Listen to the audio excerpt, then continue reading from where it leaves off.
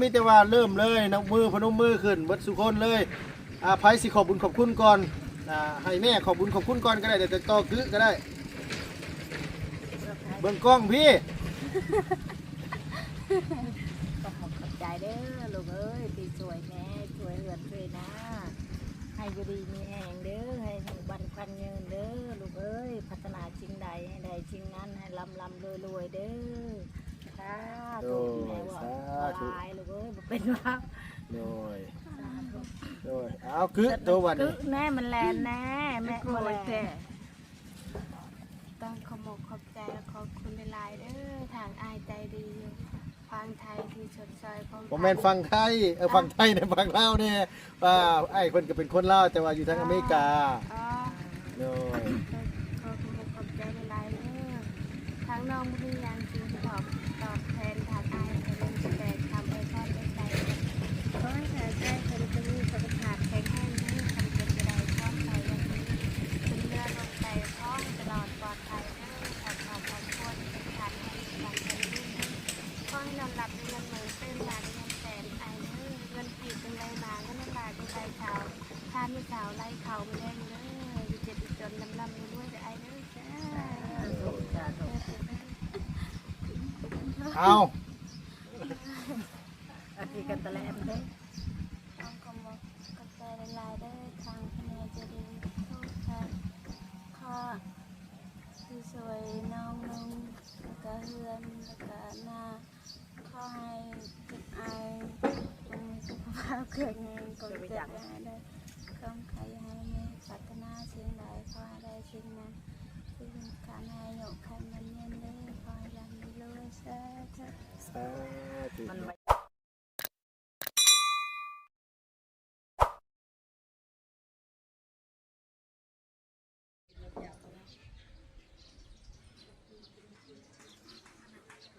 กับสบายดีสวัสดีเด้อพ่อแม่พี่น้องเบิดสุขุสุคนพี่น้องเอ้ยวางง่ายแล้วก็ต่างประเทศเลยเนาะที่เข้ามารับมาชมช่องของลุงเฮิมชาแนลคือเก่าคือเดิมเปิดคลิปมาทักทายสบายดีพี่น้อง FC เบิดส่งสุบอลเด้อพี่น้องเด้อเนาะเอาพี่น้องเปิดคลิปมามื้อนี้ก็อยู่บ้านเฮือนซ่านของน้องคือพี่น้องเอ้ยห้านค่าน้อยน้องก็ตั้งขึ้นเป็นที่เรียบร้อยแล้วล่ะพี่น้องเอ้ยเมื่อกี้นี่ก็ออกไปทางทงไห้ทงหน้าของน้องเพิ่นพอดีว่า ไปอัปเดตเรื่องไห้หน้าตะกร้าน้องแล้วเป็นที่เรียบร้อยเลยล่ะพี่น้องเอ้ยเนาะจ่ายเงินจ่ายทองไปเป็นที่เรียบร้อยพี่น้องเอ้ยเนาะทั้งหมดทั้งมวลก็มูลค่าอยู่30 ล้าน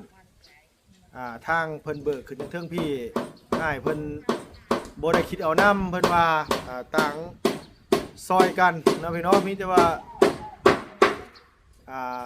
ให้น้องๆทางครอบครัวเพิ่นไว้เฮ็ดหัวเฮ็ดสวนปลูกหมักทั่วหมักแตงเนาะพี่น้องข้าวโพดสาลีไปทางบ่ได้เบิกเฮ็ดให้หน้าตะกร้าก็ทั้งเบิดทั้งมวลเนาะพี่น้องค่าเบิกหน้าเดียวนี่ก็เฉพาะของลุงเทิมผู้เดียวก็30 ล้านกีบพี่น้องเอ้ยแล้วก็ทางลุงหนวดอีก6 ล้านทั้งเบิดทั้งมวลก็เป็น36 ล้านกีบได้หน้าอยู่17ไร่หลายแห้งพี่น้องเอ้ยคันว่าเฮ็ดแตกหรือว่าเฮ็ดแล้วเบิดสู่ไร่หั่นสิได้เข้าอยู่ประมาณอยู่หน่อยสุดนี่ก็บ่ต่ำกว่า50กระสอบคิดว่าพี่น้องเนาะเพราะว่าให้หน้าค่อนข้างสิใหญ่แล้วก็ทั้งลุมพุ่นก็เป็นหน้าท่ามแน่หรือว่ามันเป็นสายห้องลงไปหรือว่าเป็นเรื่องที่ดีพี่น้องเพิ่นได้ให้ได้หน้าไว้เฮ็ดนะพี่เนาะเดือนซ่านบ้านช่องนี่ก็ถือว่าพ่ออยู่เลยล่ะพี่น้องไว้พ่ออยู่พ่อนอนแล้วเรื่องที่พักที่อาศัยนี่ก็มีแล้วเนาะให้หน้าตะกร้าก็ได้แล้ว ห้านค้าห้านขายก็สิตามมาหรือว่าได้คือกันนั่นแหละพี่น้องเนาะเพราะว่าทั้งยายอ้ายเพิ่นกำลังลงมือเฮ็ดอยู่เขาไอ้อาจกับไอ้บุญมีคือสิเร็วๆนี่แหละกับสิแล้วเลยล่ะพี่น้องเนาะลุงก็สิเดินทางเมื่อบ้านก่อนเมื่อเอากระปูเมื่อส่งทางน้องนี่ก่อนพี่น้องเนาะให้น้องเพิ่นกินกับเมื่อเย็นเมื่อยามลูกเมียนี่แหละขึ้นมา4คืนล่ะสิลงไปแล้วก็สิขึ้นมาใหม่อีกเทื่อนึงเนาะเพราะว่าได้ซื้อกระปูไว้แล้วโทรบอกเพิ่นแล้วก็สิออกจากนี้แหละก็สิลงเมื่อเลยเมื่อตะเว้นแม่พี่น้องเนาะมันหนาวโมเมนต์จังดอกอากาศเย็นยามนี้ก็ได้โอเคพี่น้องก็มีแต่ว่าสิเข้าไปหาทั้งน้องกึแล้วก็ทั้งทำเมแล้วน้ำแน่ครอบครัวเพิ่นขอบคุณทางไอเย็นดีเท่าที่เพิ่นได้สุดในซอยเรื่องสังกะสีเอาไปเนาะกะรุดไทยรุดหน้านี่แหละเป็นไรกะลุงกะกราบขอบคุณขอบใจอ้ายหลายๆเด้ออ้ายสุดในซอยที่ได้อ้ายได้ให้ลุงเป็นสะพานบุญให้ขอให้อ้ายอยู่ดีมีแห้งขอให้ประสบความสำเร็จในหน้าที่การงานขอให้บุญกุศลนำพาให้อ้ายให้มีให้อ้ายร่ำให้รวยให้สุขภาพพลามัยแข็งแรงแล้วก็อายุมันควรยืนตลอดปีตลอดไปได้เด้อพี่น้องมีแต่ว่าสิเข้าไปหาทั้งน้องๆคนก่อนอาการก็ค่อยดีเด้อเนี่ยขั้นข้อยากอยู่คือเป็นมัดเป็นไอนี่พี่น้องเนาะ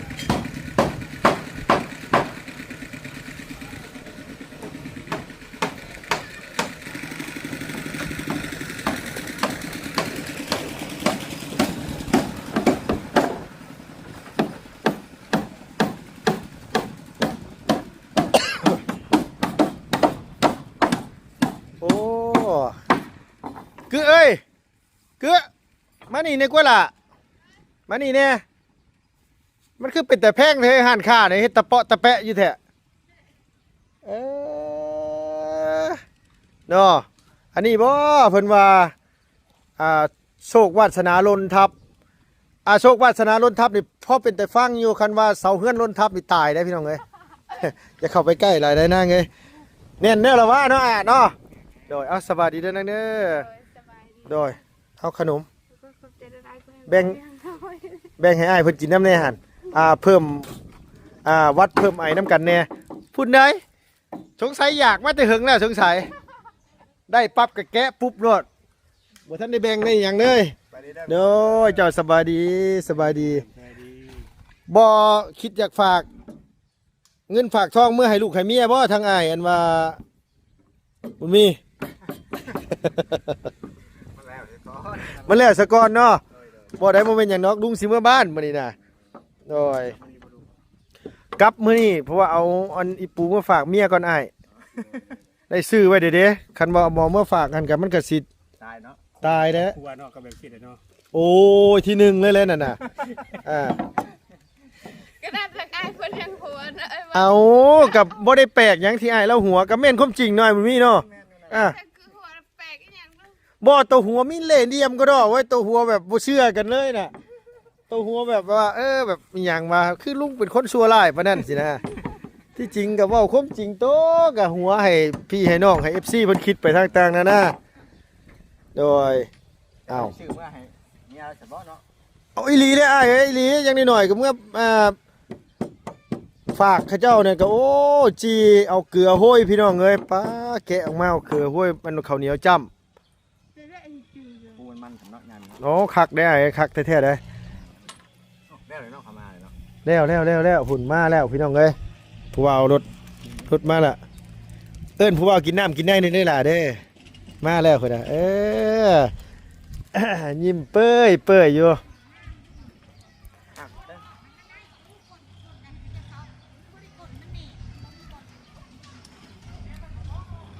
โดยตำได้บ่วะตำได้บ่นี่ผู้แมวตำได้บ่นี่ต ตำไม่นี่ได้ป่ะนี่ตำมึงดูนี่ลองตำมึงดูล่ะตำได้ป่ะ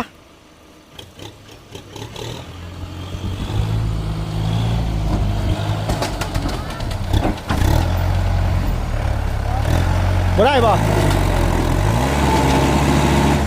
บ่ได้บ่ได้บ่ได้บ่ได้บ่ได้อ๋อมันต้องขุดสะกอน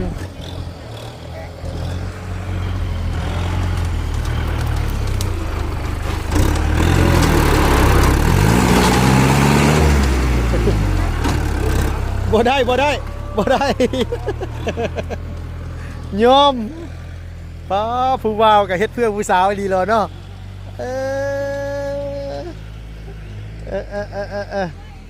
โดยไม่น้อยๆนี่บ่ได้ใส่แต่ละว่าอันเพิ่นเหยียบนี่นะโดยเกือผู้บ่าวมาหาไปหาผู้บ่าวนี่ล่ะไปเอาขนมให้ผู้บ่าวกินนะโดยมาโดยถามผู้บ่าวแน่กินน้ำกินได้อยู่บ่น้ำยงน้ำเย็นเอามาให้กินแน่ไปเร็วๆย่างไว้ในหันโอ้ยสมัยย่างซ่าเนาะเดี๋ยวแป๊บนึงผู้สาวเสียวขนมไปให้ผู้สาวคิดฮอดผู้สาวเสียวขนมไปให้ผู้สาวคิดฮอดผู้สาวเสียวขนมมาให้โดยบ่ถามว่าผัวกินข้าวหรือยัง ผมมีแนวกินหาก็ต้ม เอาถ่ากินแกงน้ำไม้น้ำกันสิยากอย่างเนาะกินแกงน้ำไม้น้ำกันบ่ล่ะข้าวอยู่บ่ฮะ ยังหาก็ผัดหาก็จะมาจริง เอาต้มเลยก็จักหน่อยก็แกงแหละสิยากอย่างยันแต่ผู้บ่าวกินน้ำอันนี้ก็ได้ส่วนก่อนแน่ส่วนแน่กินแกงน้ำไม้น้ำกันบ่อย่าว่าอยากอายอยากลองเรียกแต่เฮ้ยว่าโอ้อ้ายฟ้าว่าอ้ายกินข้าวน้ำกันก่อนว่าแกงน้ำไม้ไปงานต่ออยู่เอ้าว่าลูกน้องมันไปอยากไปว่ะที ลูกน้องมาผู้เฝ้าว่าทั้งอ้ายว่าไปงานต่อมาฉันว่าปรึกษากันเองเด้อฉันเด้อวันนี้เด้อ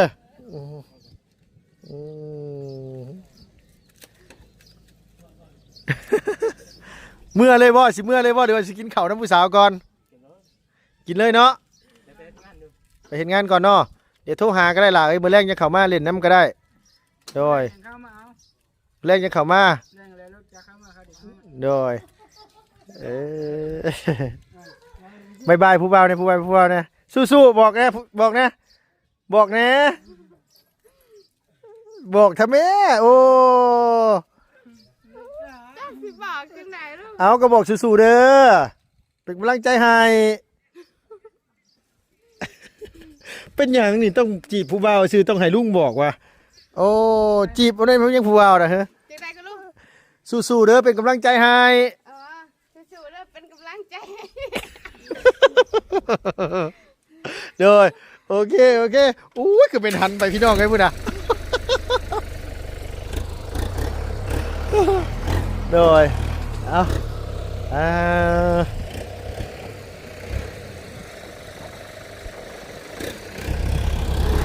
เนื้อแล้วไม่ต้องเลยเนาะเรียบร้อยเสร็จภารกิจเป็นที่เรียบร้อยคือเอาส่งให้อันมาใส่ให้ลูกไงล่ะ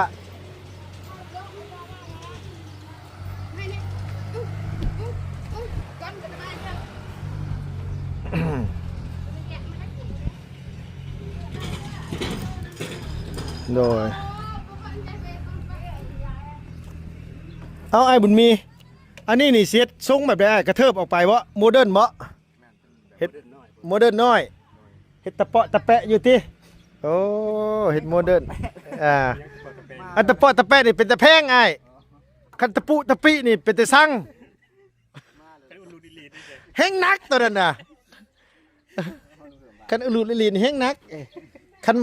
มันลั่นอยู่นี่ก็คือว่าเกี้ยงเกี้ยงก็เป็นตะแพงอีกตะเปาะตะแปะนี่เป็นตะแพงตะปุตะปิอยู่นี่ฟังยากแล้วทรงโมเดิร์นเนาะ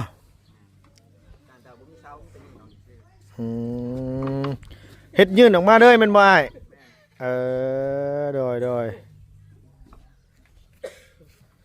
งามอีหลีแล้วขนาดว่าหาแต่ตั้งในคืออันนี้น่ะเนาะคือเนาะ โดย ฮู้อยู่ว่าย่างมาหยัง ยังมาขนม เอาขนมในคนมากินเนาะเอาไปเลยล่ะเอาไปเลยเอาไปเลย ชิบเทียมก็ย่างขนมบ่หมด เออโดย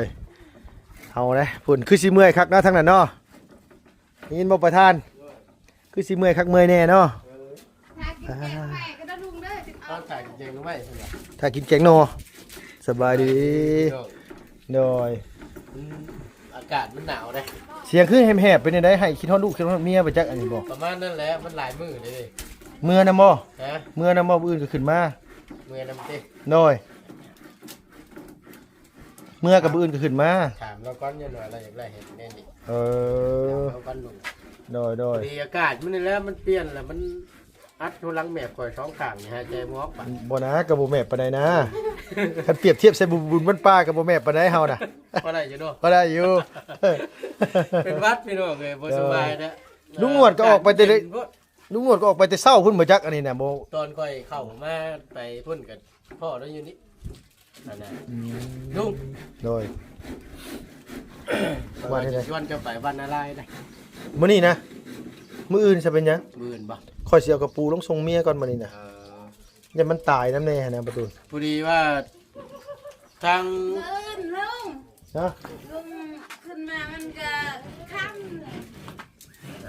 เอาลุงขึ้นมาแต่เช้ายังสิค่ำน่ะเนาะ เป็นว่าพอดีทั้ง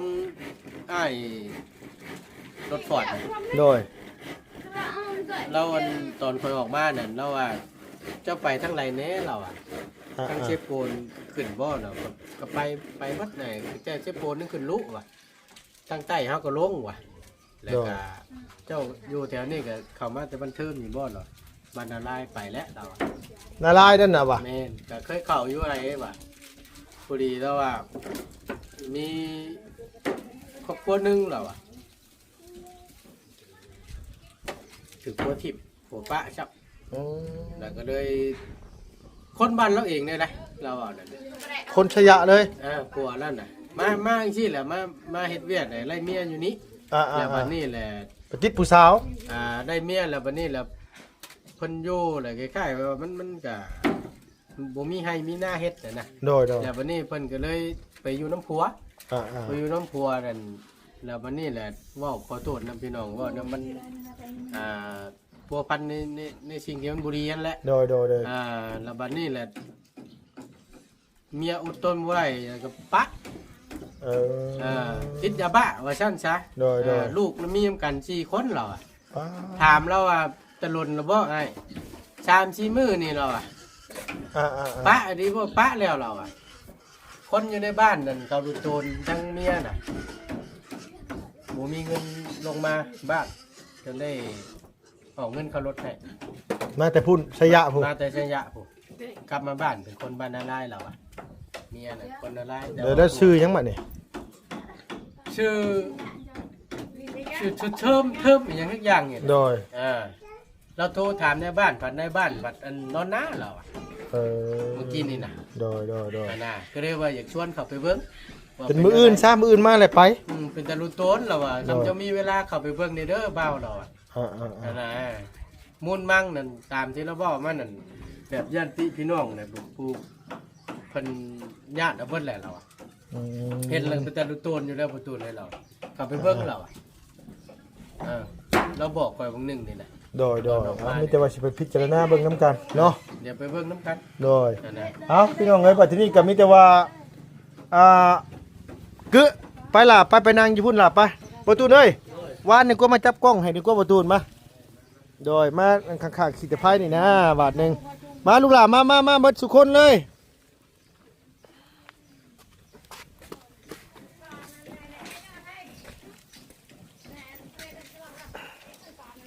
มานั่งนี่แหละมานั่งอยู่นี่แหละเลี้ยงแถวกันสับลาบเลยไปพุ่นละไปพุ่นมาแม่มา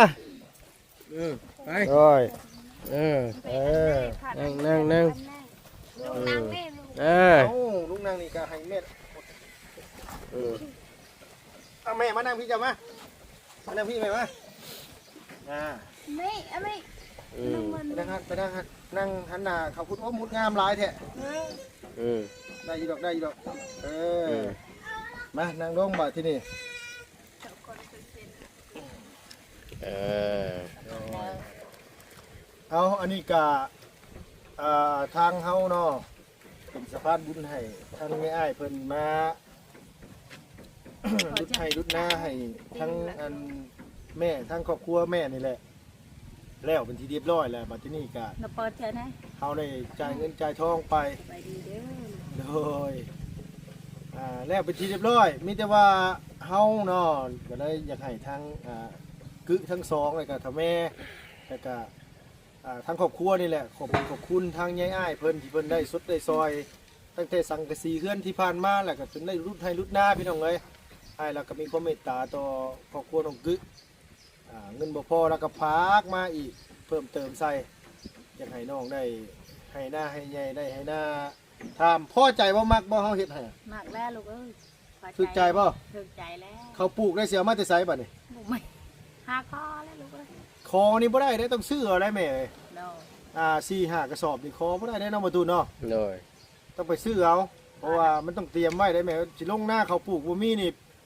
มีแต่หน้าก็ให้แต่หญ้าขึ้นนั่นแหล้วเขาปลูกบ่มีเพราะงั้นก็หาไว้แต่เนิ่นๆซำนี้แหละเดี๋ยวเพิ่นสิเอาไปขายไปสีมันสีเบิดก่อนหั่นน่ะเฮาก็ต้องไปหาเตรียมไว้น้ำผู้ตู้นี่ได้สับบ่มีบ่น้ำผู้ตู้นี่ นี่อยู่ น้ำผู้ตู้นี่เข้าพันเดียวได้บ่นะ เขาดึก เขาดึก เขาดึกแบบนั้นน่ะ พนันมา อ๋อเขางาน เขางั้น เขางานบ้านเฮานำเพิ่นเขาหลอเขาไอ้เตี้ยขาวเขาอีหยังสิอยู่ในบ้านเทิมน้อยก็ไปหาซื้อเอา โดยไปซื้อเฮ็ดกระปุกว่าจังซี่มื้อนี้ข้าวปลูกเพิ่นรุดให้รุดหน้าให้ได้กับไปหาพันธุ์มันมาแล้วมีแต่ว่าเริ่มเลยนักมือพนมมือขึ้นเบิดสุคนเลย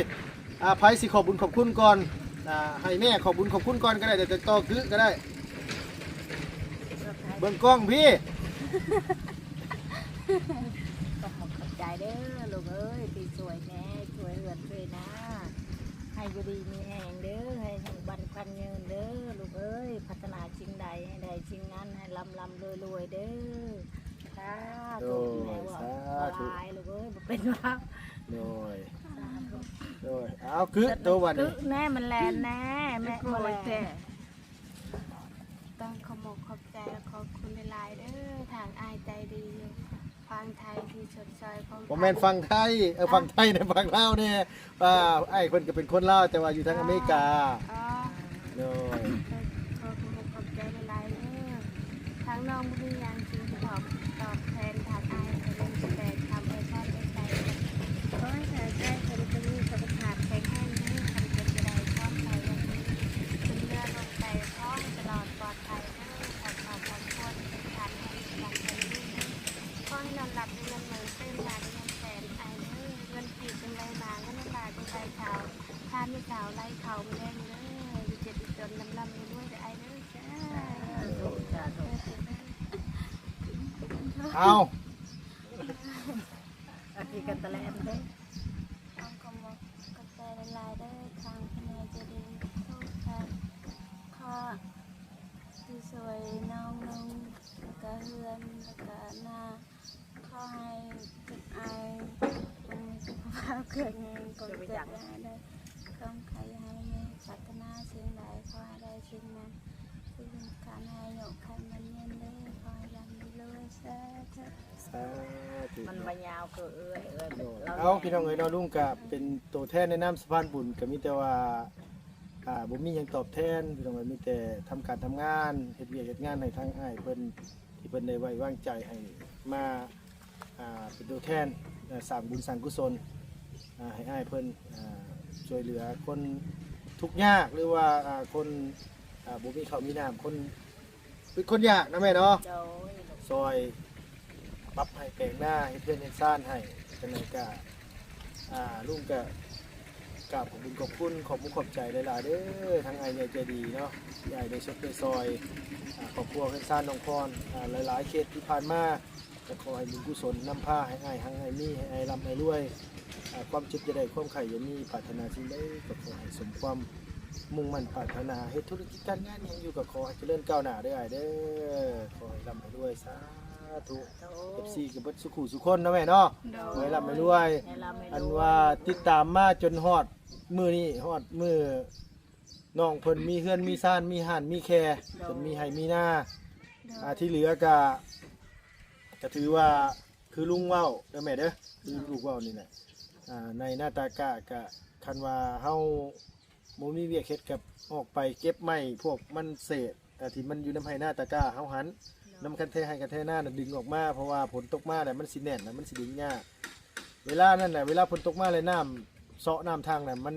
ไม้มันอยู่กับเทหน้าแหละมันเสียให้น้ำซึมเลยเฮ็ดกันหน้าขาดแม่ก็ต้องไปเก็บไปเมียนอันว่าเอาขึ้นตะพังกองร่วมกันไว้จูดไว้อันว่า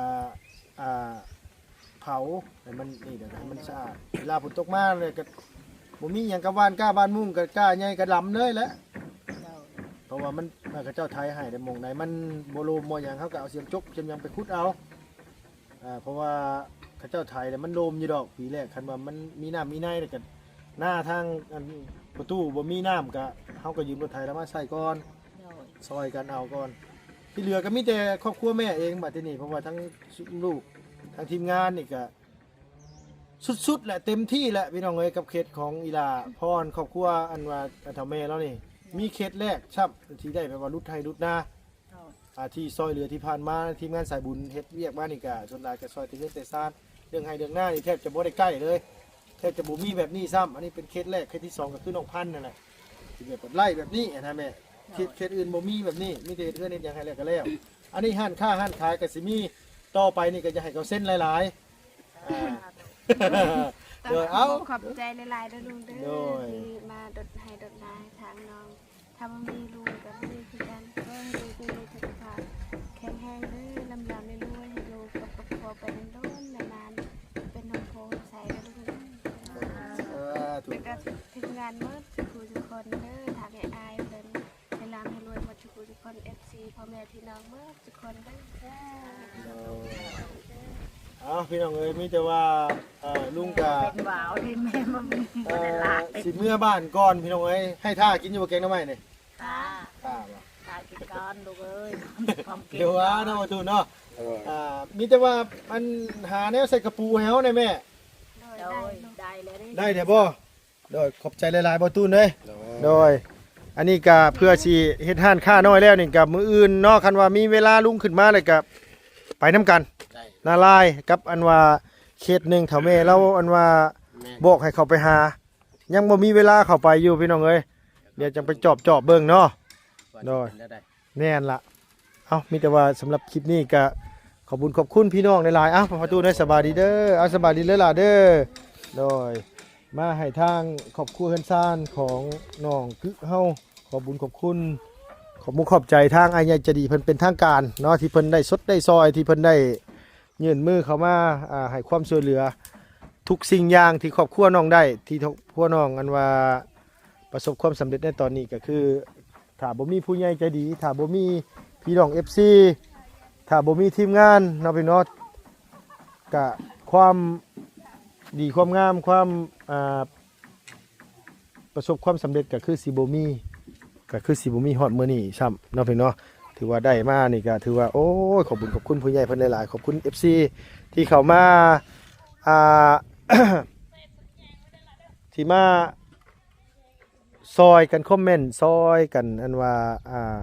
บอกกล่าวเนาะพี่น้องขอบคุณหลายๆพี่น้องที่คอมเมนต์เข้ามาจังใดก็ขอบคุณทุกคอมเมนต์มีคุณค่ากับโตลุงเนาะพี่น้องตอบกดหัวใจให้พี่ให้น้องอาจสิบ่ได้ตอบทุกคอมเมนต์ก็ขอโทษขออภัยหลายๆแต่เบิ่งทุกคอมเมนต์เลยพี่น้องเอ้ยขอบคุณนะพี่น้องเด้อไปแล้วบ๊ายบายสบายดีเด้อ